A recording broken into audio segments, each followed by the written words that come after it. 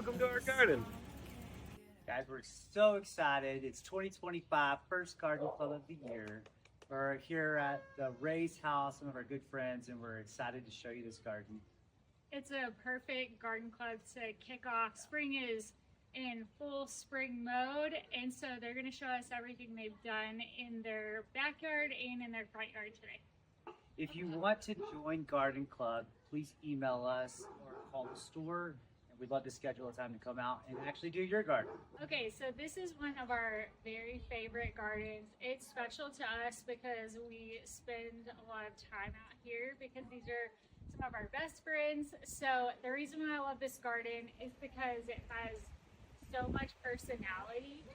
If you know these two and you know their kids, then this whole space is a perfect reflection of their family, which makes it so great. We just think of our yard as an extension of our house, and so we just try to create spaces that we want to be in.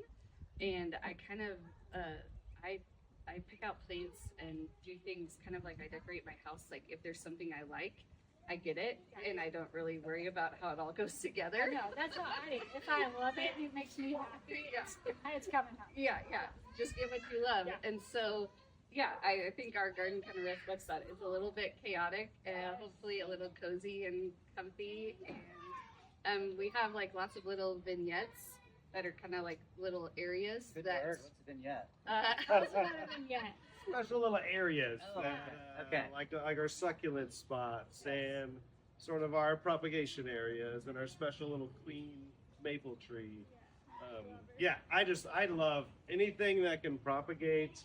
You know, sneaking plants home from vacations and trying to see if it'll grow in Amarillo. And we have, what is that, an 8-year-old, 10-year-old stick plant that we've propagated a billion times, it feels like. But anything like that is just so fun. So some of the we'll take you through some of the different vignettes and show you all the personality that this garden has to offer. Okay. This is one of my favorite places in the garden. It's got so many unique pieces. This was gonna get thrown in the trash. This was all beat up. I love fountains. I love the sound of the fountain in the yard. It kind of drowns out the surrounding. We got one here, we got one over there, we got one over there, and just the noise is beautiful. And it's such a mix of things. This pumpkin squash is from Halloween. We left some pumpkins in there and chaotically just let it come up, and It's massive. it keeps growing in this massive. We got unique things. My brother sent me seeds from California. It's just a herby plant you can put in salads. It's called sorrel. It's lemony and really tart. Oh, you eat But- this? Yeah. Prove it. Oh my gosh. Okay. I did not So, know that. but it's such a unique, cute little feature to go by. Yeah. The fountain gives it some height. Got our citronella. Citronella for the mosquitoes. And yeah, things just keep growing, and we just keep throwing more seeds in it to see kind of what pops up. Yeah, this is a great example of like taking something, being creative. I mean, this whole thing was literally a fountain at one point, and it's half a flower bed. There's even fish in the middle here. So unique, so cool. And I mean, yeah, very creative. It's lovely. Yeah, and also every garden needs a meditating gnome Yeah. at the top of their fountain. I mean, come on. Here's our next part of this awesome backyard. Tell us about this part. So over the winter, because we're just now coming into where things are growing in these raised beds, we throw clover in these over winter. So that's what you see here. It helps fix the soil and it just looks pretty. And then also you'll see in these raised beds, we have a ton of dill and fennel.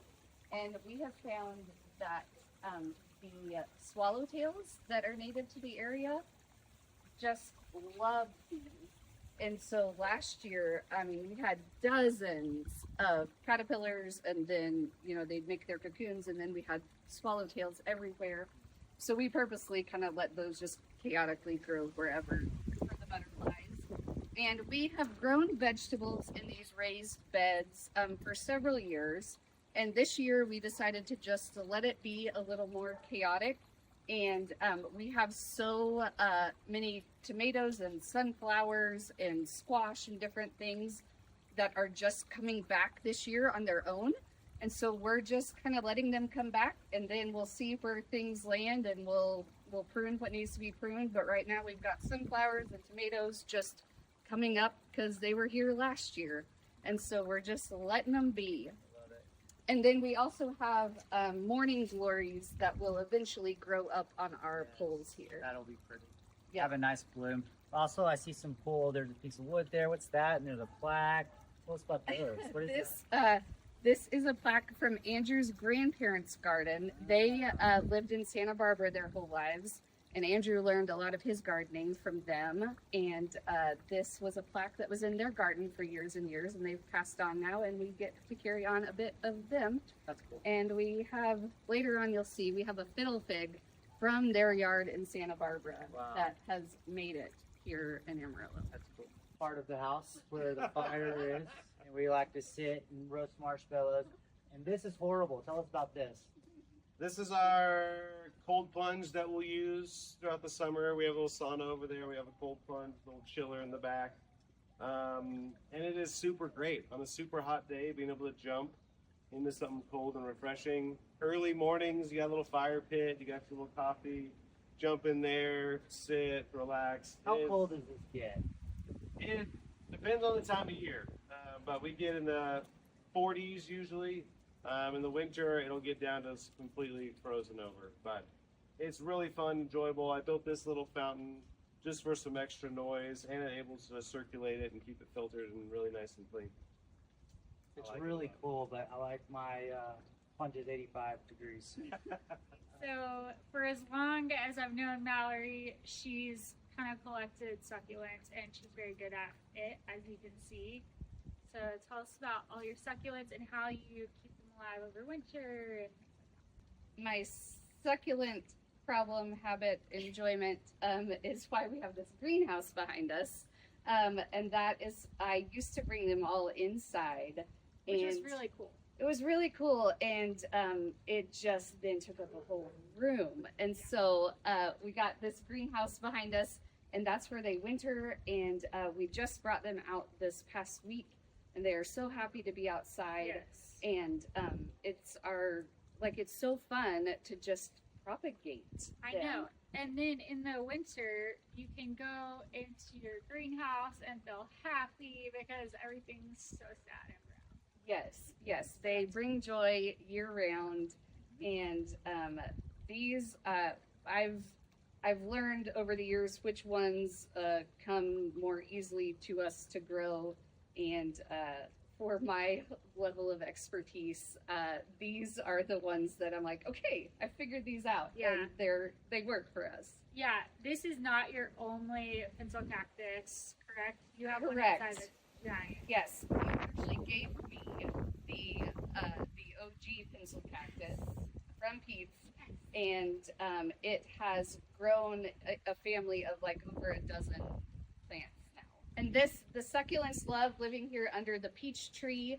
The peach tree, when we bought this house, we were ignorant. We didn't know what it was, and then we had peaches, and we were amazed. And this year, it does not look like we are going to get fruit.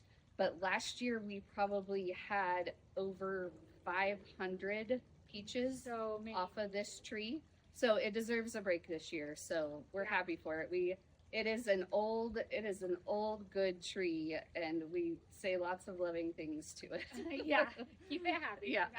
Yeah, and when it blooms, it is so pretty, and the shape of it is so unique that it makes it a really special tree. We're going to take you into their chicken coop now. I am becoming more and more interested in chickens because of the insect aspect of chickens keep insects off plants, and I love that. We've had these Americana chickens for 2 years now. They're amazing little egg layers. They lay the prettiest little, what color? He just got like 5 out earlier, and it's like a blue-green color. It's so pretty. They're so Really bright. pretty. It's nice to make. I mean, just come out here in the morning, grab your fresh eggs, make fresh mayonnaise, whatever you got to do. Hand out eggs to the neighbors. Give your It's an friends enjoyable. Give our friends eggs. eggs. We we love these chickens. It's pretty awesome. They're great little easy pets. They love the scrap foods. They're great. I did want to point out these hanging baskets in the trees, like very unique. You don't see it very often. Adds a little character, a little more interest, a little more plants, all fun. Really pretty. This is our perennial bed. We do have a few zinnias and cosmos and sunflowers that are coming up. We just scattered seed. But all of the color that you see here and the dark green fennel and the sedum and the salvia and the catmint, it is all, it just came back, It's amazing. which is amazing. So people think you can't get much color from perennials, and that's not true. Yeah. Because this is full color, and it's all just like you talked about, a little chaos gardening. Like it's just in here and coming together, and it's so pretty. It's so pretty. This is amazing. Yeah. This is what those butterflies come, those swallowtails come. Now they're eggs, and they'll eat it up. But it smells so good. So unique. Yeah, it's just a fun garden that keeps coming back. The roots of that comfrey are so deep. I'll hit it with the lawnmower and cut it all down, and it'll be back 3 feet tall in a couple of weeks living here. So it's really a unique plant. And so, also, I want you guys to talk about this one. This is one of my favorite plants of all time ever. It needs nothing. It does this all season long. The bees love it. I used to keep bees, and they would go crazy over the Walker's Love. Is it Walker's. Walker's Low? Yes. There's so many different types of catmint, or it's also called nepeta. There's some little short nepeta, and then also we have one at the store right now that gets pretty tall. So I think it gets like 3 feet tall. So this is Walker's Low. I think it is. This is what we have at our house too. We planted 3 plants together, and so she's like this. Yeah. It's so fun and so pretty. And it'll bloom multiple times Yes. throughout the season. Yes. So the color keeps coming back. Yeah, and it's also one of the first things to bloom, which typically the first things to bloom kind of putter out. Right. This is not. Yeah. So it's great. Yeah, we have it everywhere. And then it also can handle part shade and sun. So that's interesting too, because most plants like this need like a ton of sun. This can handle a little shade. This is the comfrey. They're like little fairy Little bells. pink little Oh. bells. You They guys have just probably get huge, Oh my gosh. Yeah, it's pretty. but it's a pretty beautiful plant. We always try and throw sunflowers in though. Sneak them in. They're just a pretty blooming deal. And then what type of salvia is that? I don't know what type of salvia it is. Okay. But we try and put a lot of salvia everywhere because it comes back. Yeah. It's beautiful. Green, handles are dry. Pollinators love it. Yeah. Pollinators love it. You got a bee There's- right in there, yeah, kind of there's a cruising bee. around. Yeah, just a beautiful plant. A little bit different shade than the catmint, which I kind of like. And then also, fun fact, Andrew and Mallory used to keep bees. So a lot of these things obviously are very bee friendly for that reason. They don't anymore because Andrew says it's too sticky. It's too sticky. What? Does your sedum ever bloom? The sedum blooms and it's incredible. It's Yeah. also a purple. I don't know what variety of sedum this is, but That's the It looks like autumn autumn joy. joy. Yeah. it is Does it get a incredible. red bloom? It has a purple bloom. The Huh. dog will run over it and break pieces off, Yeah. and I'll Grows pick it up everywhere. and I'll shove it in new places, and it just keeps growing. It's the best. The blooms are incredible. Yeah, we have people that have had sedum plants like this for 20 years. Yeah. Mhm. And it Yeah. just- Yeah. You can't kill it. We have It's a so whole nice. row on our house that comes back every year. We've never touched that bed. Yeah. It just keeps growing back. It's beautiful. Yeah, I can't wait to show you they have got like a whole sedum section in their front yard, and it's one of my favorite things that they have. This is a Crimson Queen Japanese maple. It is really hard to grow here. Yeah. If there's anybody out there in Amarillo that has been super successful, I'd love to know. You are that person. And We're doing it. You are doing You have to it. keep the ground really moist for an entire year while it's getting established. Make sure it has just enough sun with lots of shade. and it just grows a low, beautiful little thing. But as you can see, it's burnt in little areas from that late freeze we had, and Coming back nice. it's coming back nice. A few But key points though, like protection from our nasty hot winds when it's Yeah. 100 billion degrees outside. That wind will nip it, and if you're getting afternoon sun, there's better options. But if you have the right spot, it's such a cool plant. There's tons of different varieties of them. If you are going to attempt it, I would highly recommend putting 1 to 2 inches of peat moss at the very bottom of it and backfilling with some soil amendment, get rid of that nasty clay stuff. But it's such a cool plant if you can get it in the right spot. this is our favorite fiddle fig. My grandpa was in the Air Force and he was stationed in Amarillo when he served during World War II.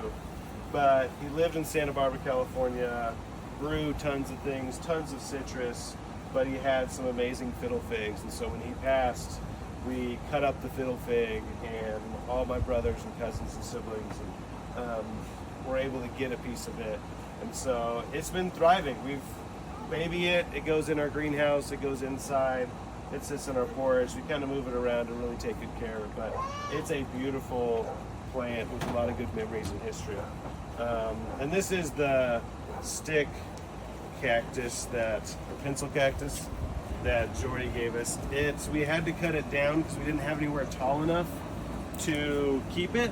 So we cut about 2-3 feet off the top. But this is the mother plant of all the pencil cactus we've done.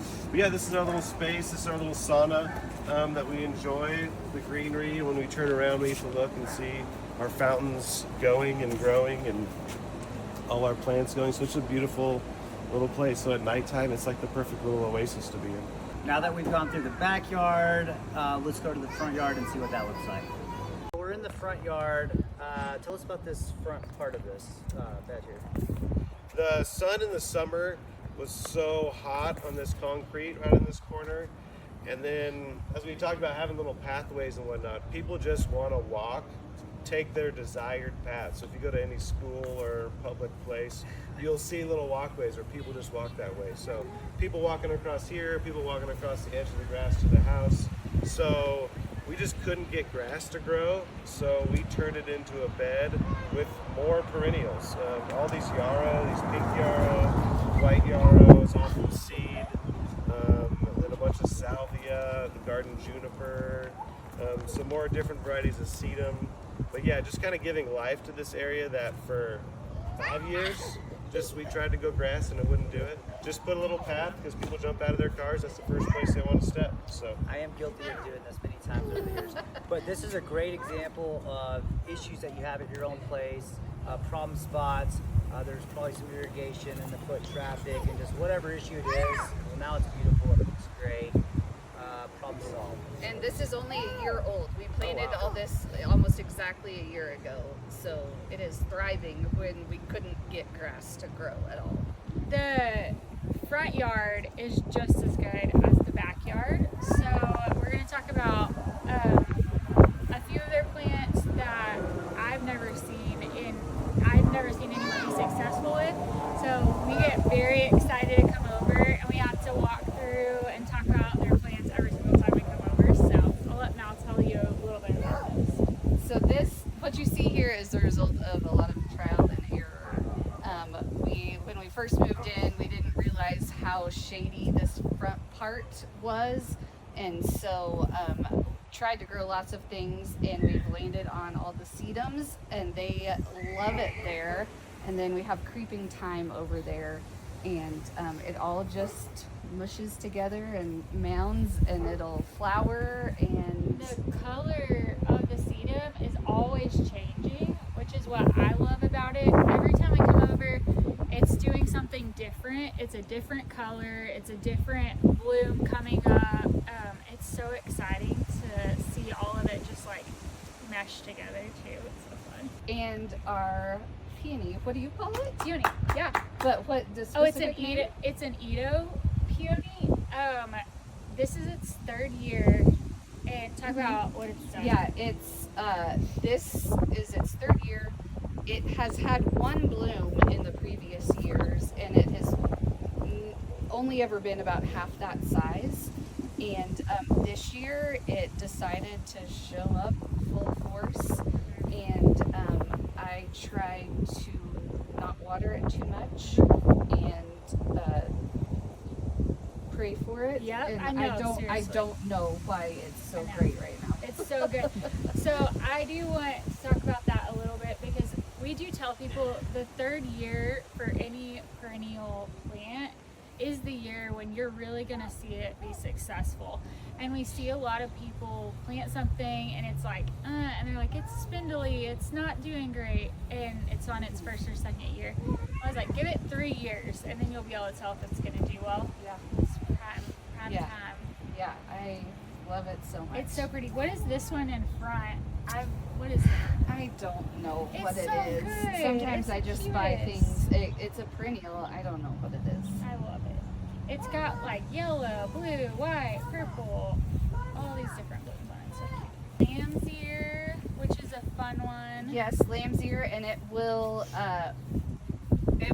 come up in a little bit with a nice purple flower, and it likes to spread, so we have to often bring it back into Yeah. control. Yeah. But Tame it. I love the like soft green color that it adds to the bed. Me too. So a lot of the time people will miss out on maybe something that they would consider a boring color like white or that pretty like silvery color, just because it doesn't have like a huge flowering bloom. And like if that wasn't there, I would miss it, you know? Right. Yeah. It just brightens everything up around it. Yeah. So it's perfect. Yep. Oh, talk about these. Another favorite. Yes, pin cushion. I don't know what's the real name. I'm not sure, but Oh, I'll think of it in a minute. it is amazing. It has quadrupled in size since I planted it 2 years ago, and another perennial that just comes back strong. I think Yeah. we just have really embraced trying to figure out like the perennials that will thrive here in our panhandle climate, and it's so fun to find something that Yeah. works. Pin cushion is definitely one that works, and it blooms the whole season long too, so it won't dwindle away or putter out or anything. So it Do just, you deadhead them?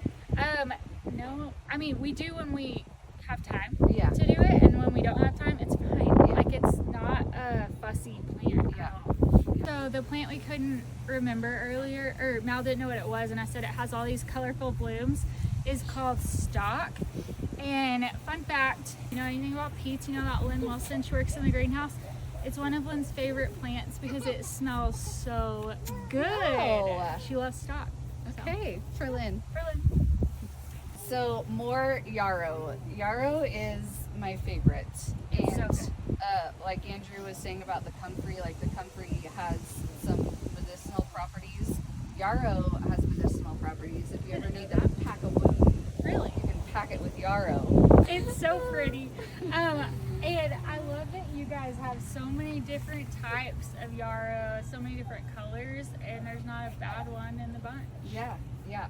Talk about a showstopper. Yes, this is the new addition to this front bed, and we love it so much. We call this Ziggy. Ah. And Why do you call it Ziggy? because of the beautiful zigzag trunk pruning. And tell it, you have to say the name. I don't So know. it's a weeping redbud tree. So it will bloom pink, and the bloom is so good on any redbud tree, but this one, because it's got that weeping feature, is so pretty. And then the leaves are heart shaped. They just hang perfectly, and you guys needed some height Yes, over here, yes.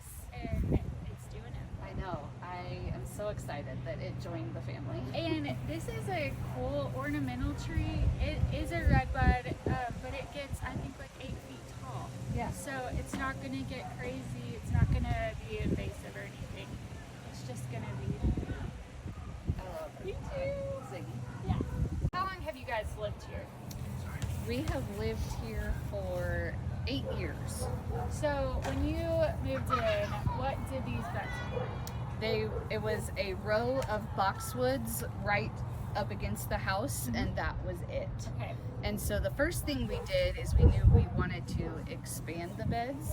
And so we, with the garden hose, drew a line and cut out the grass. And it really has been years of trial and error. We started with roses in front of the boxwoods, and the roses weren't happy there, and they didn't make it. And then eventually we pulled up the boxwoods because they just were like 60 years old and tired. And we have just played with what works here. And once we discovered yarrow, then it's like we try to add a little symmetry but still keep it a little chaotic, and it just is fun. It's play. Yeah, I know. I tell people the way Devin and I have learned how to do any of this is by killing things. We killed so many plants. And so If you're not killing something, you're probably not trying to grow it. right, that's right. With seeds or vegetables and things, like grow as much as you can. Yeah. I And mean, I'm always trying to get rid of grass. If there's grass I can cut out yeah. and put a bed with a perennial that'll come back every year that I don't have to do anything, and it looks like that versus that, I know. I'm gonna go bed Yeah. over grass. Talk about the creeping time and how you've kind of separated it and how Yeah, the creeping time is just a unique ground cover, and when it blooms, it's just beautiful when it blooms. But as it grows and spreads, I'll just cut off large enough sections and move it to a different place. It creates a unique. We mulch a lot and just use a natural mulch, a forest mulch or whatever we can find to kind of fill spaces. But if I can get creeping thyme to grow over there, I don't need mulch. It stays year round, covers it up. So I'm putting it between my walking paths. I'm putting it in the back.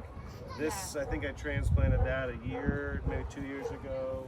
Got a big section here that I cut out every year. And it starts to grow in my grass. I cut pieces out and transplant it. So creeping thyme is so beautiful. Yeah, and we call that's one of the plants that we call steppable because you can walk on top of it and it's fine.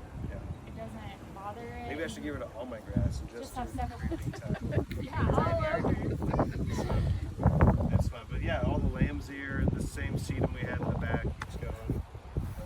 It's just keep adding to it. Anything perennial that'll come back. It's the way to go. I know. Plus, you don't want to get bored now, do you? I think the reason why we love this place so much is because of y'all and what you've done here. Like, it feels this is kind of our gathering place. Like, all of us come over and eat and, you know, have fun together, and all our kids play out here. And the inside of y'all's house is super cozy and inviting and warm, and the outside is also like that, and it feels so special out here. We love it. Yeah, something that's really unique about their space is all the meaning, like in the plants. Most people are just spending money for the prettiness, but there's so much like of them and all these things, you know, from Grandpa's Fiddle Fig to the stuff from Santa Barbara or the stuff that you like in Colorado. We're always telling people, they ask for our opinion on things and like, what should I do here? What should I do here? And that's great, and we would love to help with that, but you guys have just done what you like and done what feels right for y'all and your family, and you created this space that's there's nowhere else like it. Thank you. We try to have fun with it. I mean, if it's fun, like the night blooming jasmine smells beautiful at night. That jasmine will go. Our neighbors, honeysuckle grows over our fence and it smells good, so we leave that and let it grow. Anything fun and something we can experience is great. As a thank you for letting us and all of Amarillo view your garden, here's some merch. We got you some garden club merch. Garden Club merch. Yeah, so now when you're sitting out here and you're drinking your morning coffee, not that you need any more bug danger, but Got our garden club you got shirts. your shirt. The real deal. And then you Gosh, thank you guys. It is truly one of my favorite foods. I know, I'm so excited. You can only drink coffee out of this mug now.